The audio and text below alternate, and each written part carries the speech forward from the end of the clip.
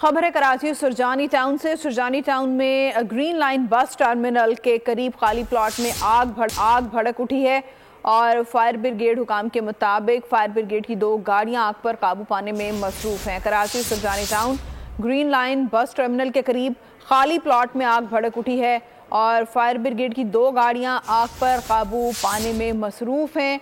कोशिश की जा रही है कि जल्द अज जल्द काबू पाया जा सके और आग लगने की वजूहात अभी सामने नहीं आ सकी हैं। इस बारे में भी तहकीकात की जा रही हैं। सुरजानी टाउन का ये इलाका है जहां ग्रीन लाइन बस टर्मिनल के करीब खाली प्लॉट में आग भड़क उठी है। मोहम्मद काशान से इस बारे में जानते हैं। काशान, बताइएगा किस तरह से क्या वजूहात हुई आग भड़कने की और अभी तक क्या आग पर काबू पाया जा सका?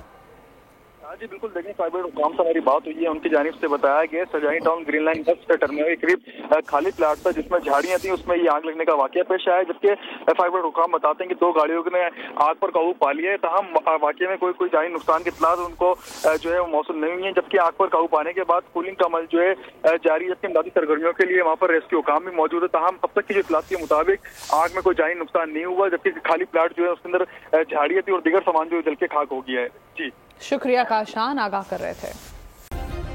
सब्सक्राइब करें और बेल दबाएं ताकि कोई खबर रह न जाए।